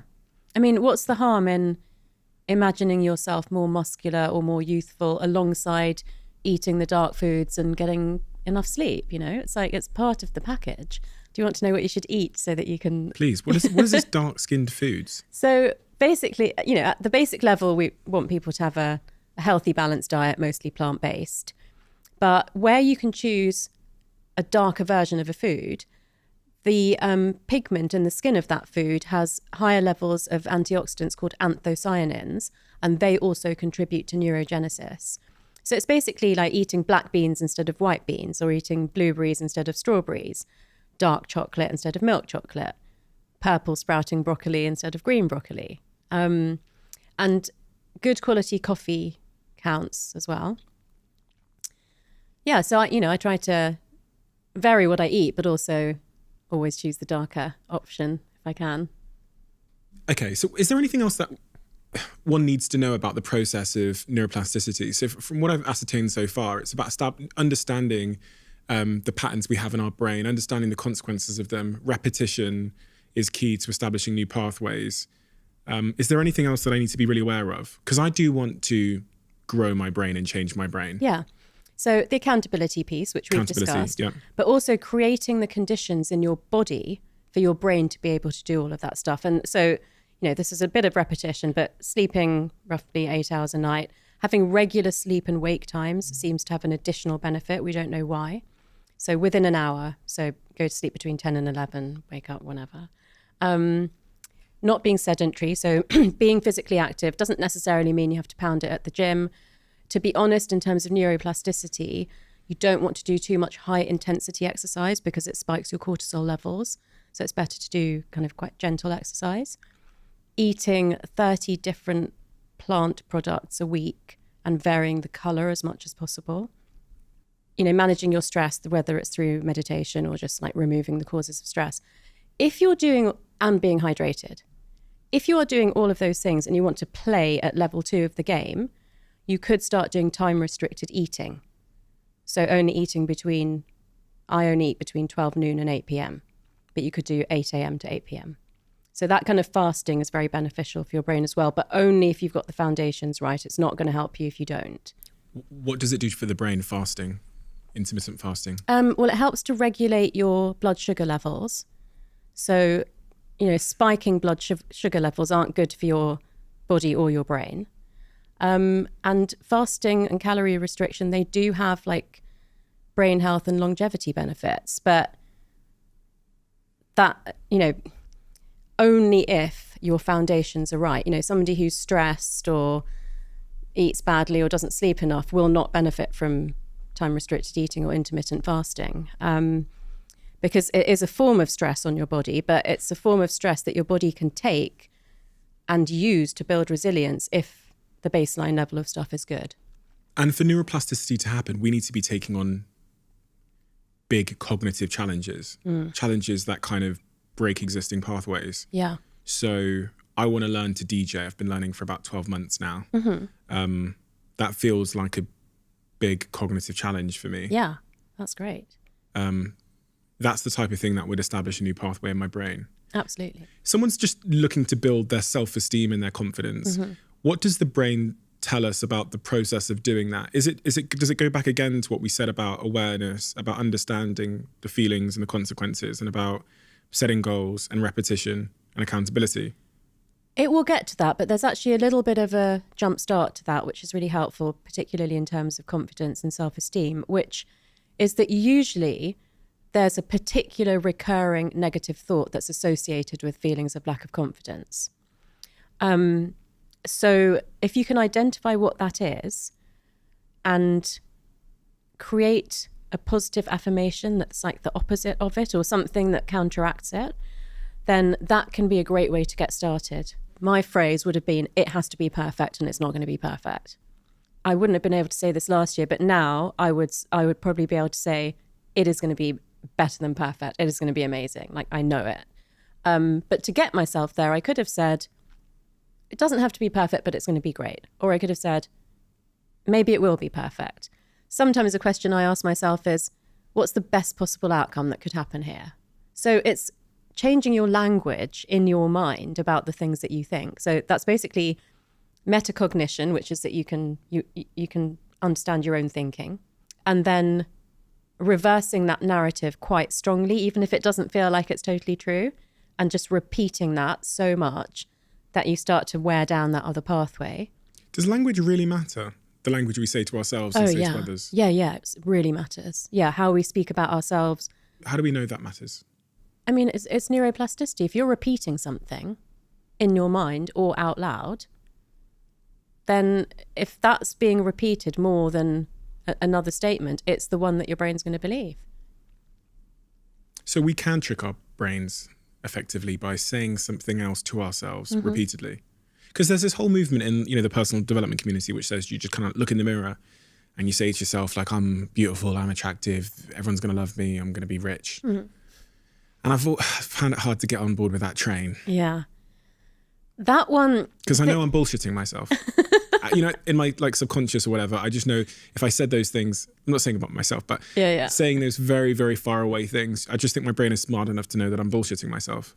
Yeah, I think there's an element of reality to it. So there's a few things there, which is those particular things that you said are very shallow.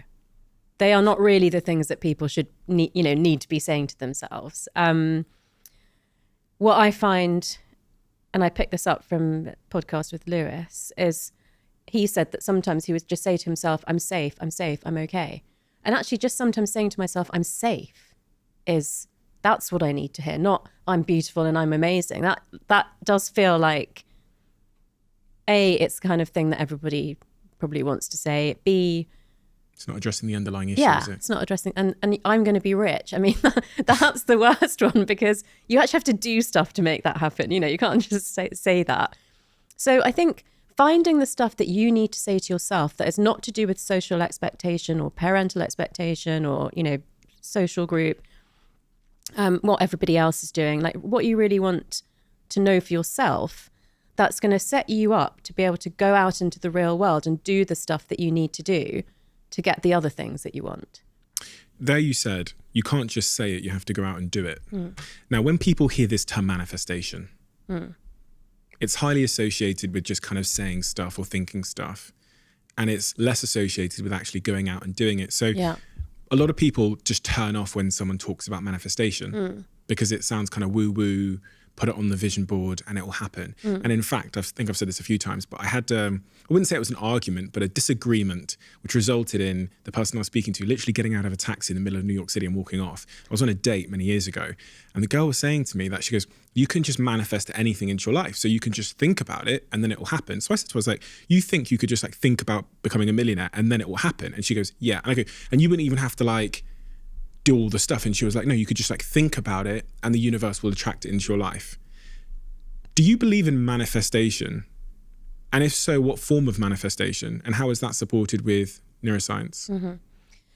So I believe in manifestation based on your brain. So your thoughts, your beliefs, your actions. So where I've called my book The Source, I have said your brain is the source of you being able to attract everything that you want into your life. So I sat down one summer and I researched the laws of attraction and just looked at whether I could explain them through cognitive science, which is psychology and neuroscience, and I could. So I was kind of like, oh, I'm onto something here. And the first stage for me was understanding that it is absolutely to do with the way that you think, but then it's not magically attracting something in the atmosphere. It's to do with the changes that you make based on your thought process. I do believe in vision boards, but I call them action boards because I see them as a representation of what I want, but I still have to go out there and make those things happen. I think it's also much more empowering to believe that it's your brain that's making that stuff happen and not some external force that you're not really sure what it is. So how would I manifest something into my life? Say I want to manifest a great relationship. I'm in a great relationship, but say I was single and I wanted to manifest the perfect partner. How would I manifest the perfect partner into my life? Using the brain as the source.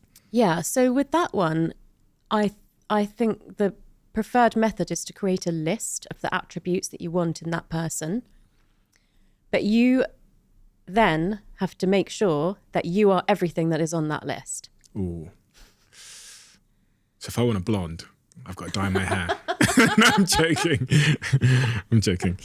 Okay, I get what you mean. So you're talking about fundamental qualities and values. Yeah. And then making sure that you represent those qualities and values. I've never heard anyone say that, but that is so important, because I know so many people who would write a list that they couldn't meet themselves in terms of fundamental values. They'd probably want their partner to be disciplined, to care about their health, to be honest.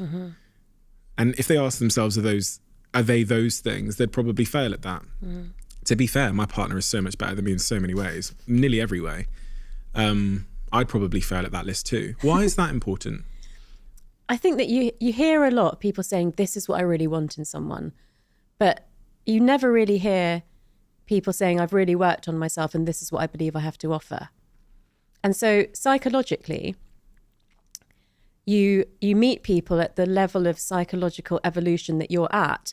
But equally, on the sort of flip side of the coin, you meet people at the level of psychological wound that you have. So to be in a balanced relationship with someone that's really great, you've got to be bringing something to the party. I mean, no one's going to go out with you if they're really amazing and you're a drag. But drags want amazing people. And this is the problem, right? It's true, right? I guess so. Are you scared to say it? Like, when I was at optimal drag in my life, when I was the most a drag in my life, I attracted drag people, but I wanted amazing people and I could never get them. Yeah, but I feel like with you, that was part of your journey of knowing that you could become an amazing person. I believed I could. Yeah, exactly. So you got an amazing person once you did the work that took you out of Dragsville. Amen. Okay, so that's super interesting. So make sure you are the things on that list, because we'll rise to the level of our values and we'll fall to the level of our wounds. Yeah, I love the way you put that, but also that, you know, what you have to offer in a relationship is just as important as what you want out of it. And I don't know, as a society, we just don't really seem to think about it like that. There's actually a note in my diary where I wrote, people who focus on what they want don't typically get what they want. And people who focus on what they have to offer typically get what they want. That's amazing. That's like basically the same thing. Yeah, I literally just parroted it off you, plagiarized it. No, but it is in my diary, and I posted on my Instagram story a while ago that it was just an observation to me in business when you hire people, the people that are focused on like, can I get a pay rise? Can I get a pay rise? Don't typically get the pay rise, but the people that focus on what they have to offer, they're the ones that you give you promote and you give the pay rise to, because they're focusing on the most important thing, which is, I think, over prolonged periods of time, not always in the short term, and not always in every case, but life will eventually give you roughly what you deserve. Over a long term, generally, for most people, not always. Yeah. Because there's going to be someone that says, Yeah. So you can't what about me because I've presented the caveat. But generally, that's what I've observed. And I've seen people cheat the system. I've seen people get a little bit further ahead than their talent or their value. But life has a wonderful way of bringing us back to the level of our values. And you said it in relationships. Life will drop you to the depth of your wounds or to the height of your values. So really, if you want to find a sustainable way to get what you want in life, it's to do that work on what you can offer other people. Yeah. And as you were speaking, it made me think that actually, let's say if I was constantly like, oh, you know, I want this pay rise, I want that man, that's got to be a cortisol inducing state in your body. But if instead of that, I'm like, what can I do for Stephen? I have so much love to give. That's going to be oxytocin. And who's someone going to be more attracted to? Interesting. Oh, that's so true. One of the things I want to talk to you about that has been risen in culture recently is neurodivergence. Big topic. Autism, ADHD, so much there. I had a mother send me a voice note the other day. Her child has just been diagnosed with autism, and she's really struggling with it and trying to understand what it means and where it came from and was it hereditary. And there's so many guests on my podcast have talked about the rise in diagnosis of ADHD and is it something that we are causing by the way that we choose to live our lives? When you, and from an understanding of neuroscience, what is neurodiversity and what are causing it and what is curing it? Yeah, so this would come more from my experience as a psychiatrist when I did do some work with children as well. So neurodiversity is basically anything that doesn't fall into the category of a typical brain. So, the way that most of the population think and how their brain works.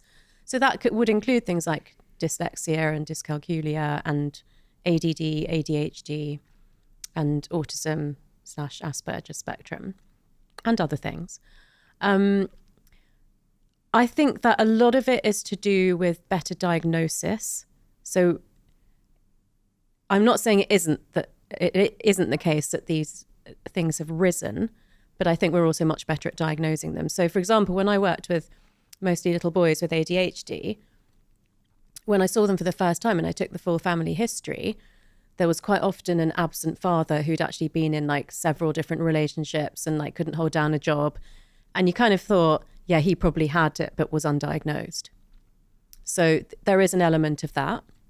I do think that it is an adaptation to the world, which is changing at such a rapid pace, which is, always switched on, so much technology. And some people would say that autism is even like a form of evolution in a way to like help us keep up with the changing pace of the world. So you don't necessarily think we know if it's increasing in prevalence? I think it is, but it's partly naturally increasing and partly because we're better at diagnosing it. Okay. I do wonder as well sometimes things like dyslexia, whether humans have always had an element of dyslexia, but it's more obvious and more of a challenge in the world we live in. Think about the schooling system and writing and education. These are fairly new constructs. Yeah, exactly. And so this isn't to do with neurodivergence, but to do with things like gender identity and sexual orientation.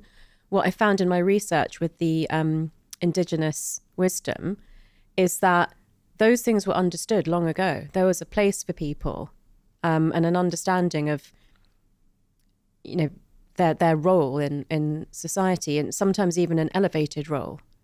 So it's really interesting that we're grappling with things now like, what gender does your child want to be, and what life, is your child going to have if they're gay or whatever. And like, apparently these ancient cultures were dealing with this like all the time, no problem. Your second series of your podcast is going to focus on some of this work that you learned. Yeah. What are some of the interesting things that, if you could only tell me a few that you think would have the most significant impact on my life, and you can't mention learning Portuguese, what would you tell me about? So one theme that's come through quite strongly is related to creativity, which was kind of mentioned, but that doing things like humming and chanting are actually like really beneficial. And they've obviously been around forever, and we don't really know why people did them in the first place.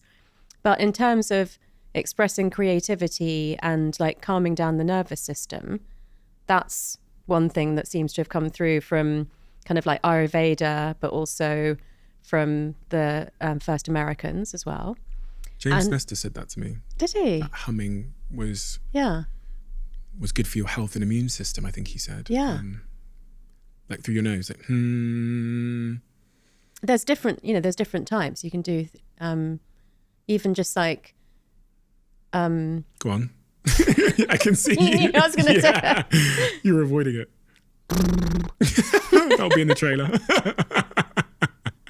But also humming like at the back of your throat, humming like between your lips. So like, it's such basic stuff. I mean, you can do that on the tube. You can do it. That was going in the trailer. No, it's not. Why would that help? Why would that help us? I don't really actually like know the answer. I'm just thinking of this like, what can we get from indigenous wisdom that could help us now? But I guess it's something to do with regulating your parasympathetic nervous system. Okay. That's actually what he said. Yeah. Okay. Yeah. Yeah. Now I've remembered. This point about aging generally, longevity and aging. One of the really interesting things you talk about in the book is this idea of sort of psychological priming and psychological priming of aging, and that psychological priming is the effect that the mindset of aging has on our physical body, how our thoughts about aging affect our physical abilities. What I interpreted from that is our thoughts about aging have an impact on our aging. Yeah, so actually there's a really fascinating study. It's one of my favourite ones to talk about, which was 3 groups of octogenarians. What's an octogenarian? People in their 80s. Okay. And one group was the control group, so they just lived like normal for a week. One group had to reminisce about being in their 60s for most of the week, whenever they had an opportunity to. And one group were actually driven to retrofitted versions of their homes that looked like what their house looked like 20 years ago. They were given newspapers dated from 20 years ago. They had photos of themselves in that house when they were in their 60s. And one of the things was they got there and they were sort of like, okay, you know, who's going to carry our suitcase up to the bedroom or whatever? And they were like, no, you're 60 now. You carry your own suitcase. So it literally started from the minute they got there, and these little old ladies had to, and gentlemen had to carry their cases up. After 1 week, the people in that group were taller because their posture improved.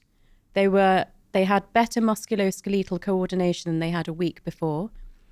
In before and after photos that were shown to people that didn't know them, they were rated as younger in the 1 week after photos than the photos from arriving at that place.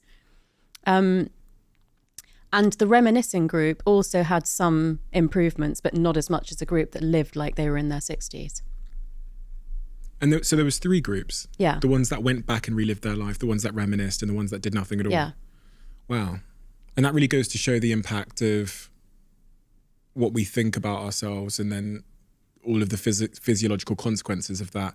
You talk about this, your eyes as well.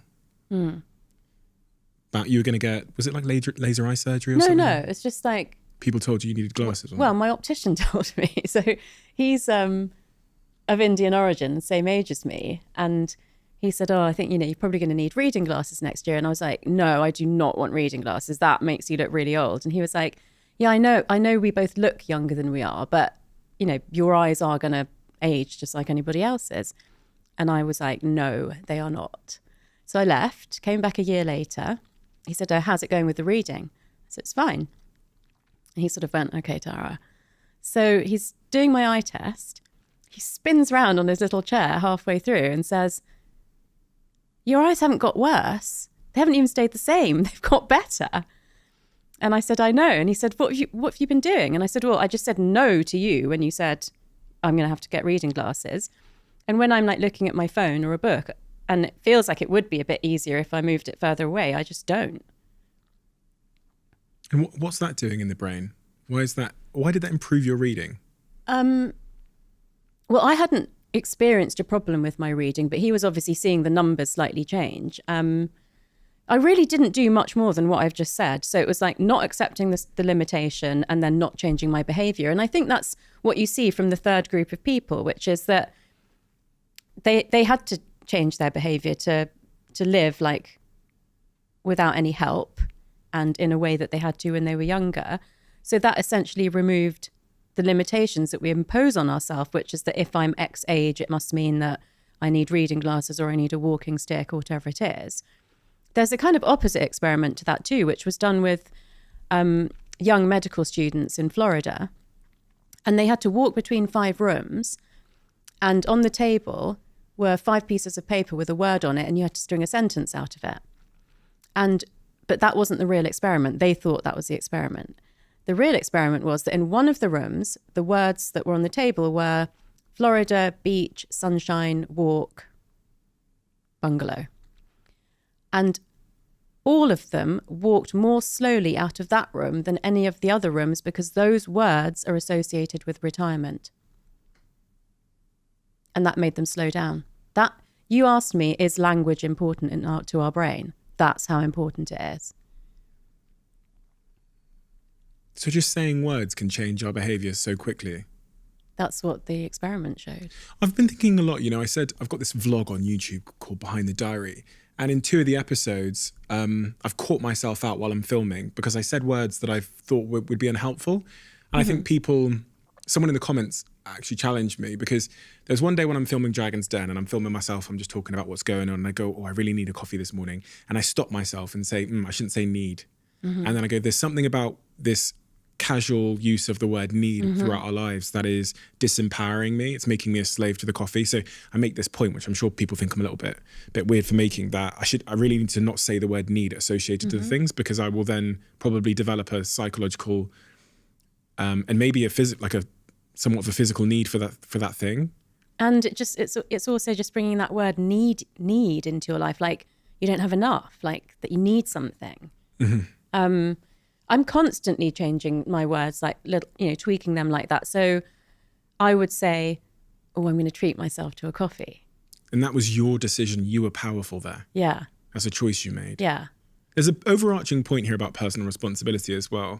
When people talk about, I can't exercise, I don't have any time, it feels like a really disempowering frame versus I've got other priorities, which feels empowering. And I think about this all the time, because if you ask someone why they don't exercise, they'll typically blame it on some force. The frame makes it seem like there's a force that's controlling their life for them that has not given them the time or that they could not.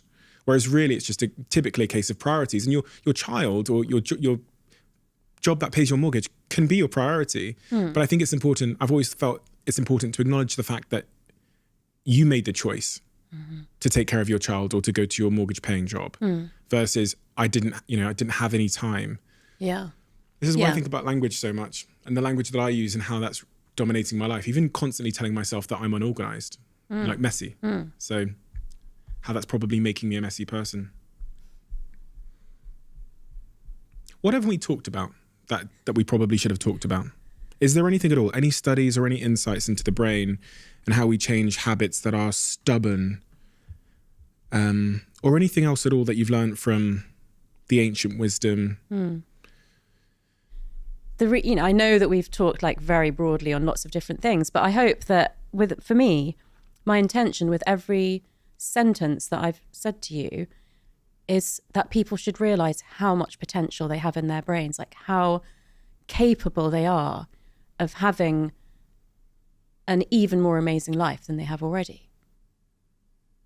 I think I accept that now more than I ever have before, because I've had this conversation with you. I think I accept that there's so much untapped potential in me, and that I'm not this kind of fully formed, rigid lump of cells. I can change fundamentally. I think a lot of people probably, if they've gotten to this point in the conversation, will also accept that. If you were to close with, I guess, the step one, like the thing that I should immediately do as I move forward in my life from here, that would help me to start moving towards that person that I want to become, the organized, great partner, successful in his business, great with his podcast, all of those things. What is that first step? And do you know what's funny is because my brain keeps thinking about the taxi driver that I met on the way here, who said he'd listened to the podcast, and he gave me a little bit of a window into his world. So he's driving the cab every day, and I meet a lot of cab drivers that listen to the podcast, and we chat. And oftentimes sometimes they have dreams of doing other things. So they might say to me, do you know, I want to start my own business one day, and I'm just looking for the first couple of steps. But I reflect on what you said and go, they're going to be so hardwired into their patterns in their jobs, in their habits, and their routines, that it's very hard to make that jump. Yeah. So if I could give people a takeaway to start with that's really simple, but it doesn't mean there isn't a lot of hard work at the other end of it, it would be very clear on what it is that you want. So you've mentioned a few things. Spend 5 minutes sitting down and visualizing those things being true, and then give gratitude for that. That would be my first step. Give gratitude for? Those things being true. Just 5 minutes. I'm a great partner. I'm not messy. My podcast is super successful. Like, see it, feel it in your body, taste it in your mouth, hear it in your ears. Completely immerse yourself in that for 5 minutes, longer if you can. And then just be so grateful for all of that. Essentially what you're doing is moving your brain from a fear state to a trust state. And that is the gateway to making these changes. Thank you so much. Thank you. Really a thought-provoking, wonderful conversation, and I've learned so much, and you've given me so much food for thought. Thank you. And you've changed my mind on a lot of things in my life. That's a great compliment. You know, and I know a few things about neuroplasticity because I've had guests here that have spoken to me about it, but I have a better understanding of it now. And I also understand, I think most importantly, the part of manifestation that is understandable through the lens of science. Yeah. I guess. We have a closing tradition on this podcast where the last guest leaves a question for the next guest, not knowing who they're going to leave it for. Oh. This question is, what could you choose to change and choose to feel great about? The same thing. That's what the question says. What could you choose to change and choose to feel great about? I assume it's the same thing. I could finally realize my dream of feeling like I am truly a creative person. And I'm not exactly sure what that would look, how that would look yet, but I'm on the path to it. So I think getting clearer on that would feel great, and actually doing it would also feel great. You were already a creative person, though. Thank you so much for saying that. I feel like I have one more step to go before I really feel that I've done that, because that was such a deep-seated thing for me. I mean, there's a bit more of a backstory to it, which I didn't give you, but my English teacher said to me, "You are so good at drama. You should read English at Oxford and go to RADA." And I came home and told my parents, and they literally said, my dad said, "Over my dead body. You'll go to medical school, and then after that you can do whatever you want." And so I think there is that frustration in there that's been in there for a long time. Like, these days, you can't imagine anything better than your kid coming home and one of the teachers having picked them out as exceptional. But of course, at that time, there were no brown people on TV. So it was seen as an even bigger risk than it would be now. And I have to say, you know, every time I see someone that looks like me who's like made it as an actress, it makes me so happy. So Why did your father say that? I think that Indian parents, you know, they think that stability is the key to happiness for their children. So having a stable career, having a regular salary. I don't really come from a family of entrepreneurs, which is why it was so crazy when I gave up my job and started up a business. No one could understand it. And I was afraid of not having a regular paycheck. And then at some point I realized I could earn zero in any 1 month, but I could also, well, you know, there's no limit to what I could earn. And I think this realization came when in 1 month I invoiced what I was earning in a year as a doctor. Didn't they think you were your grandmother reincarnated? And she grew up in a village in India and didn't have access to education. And that was a big regret of hers. So I was given, you know, the best education that money could buy. Got an MD and a PhD. It's like, it's overcompensation. And it wasn't really necessarily what I ever wanted. Thank you so much. Giving me so much to think about. What a wonderful conversation. What a wonderful ray of sunshine and light you are in the world. And I'm so excited to see your career continue to evolve and touch and help so many people. All of your work is incredible. You've got your podcast coming up as well, which I think everyone's going to be super excited to hear about, because if it's anything like this conversation, it's going to be of tremendous value. When is that going to be out? It's launching on October 4th, but season 1 is already available to listen to if people haven't listened to it already. Reinvent Yourself with Dr. Tara. Yeah. Which is the second season. Which is, in that second season, you're aiming to do a lot of the ancient wisdom stuff. So exciting. Really excited to hear that. So October 4th, we'll look out for that. Thank you so much for your time. Thank you. Dr. Tara Swart.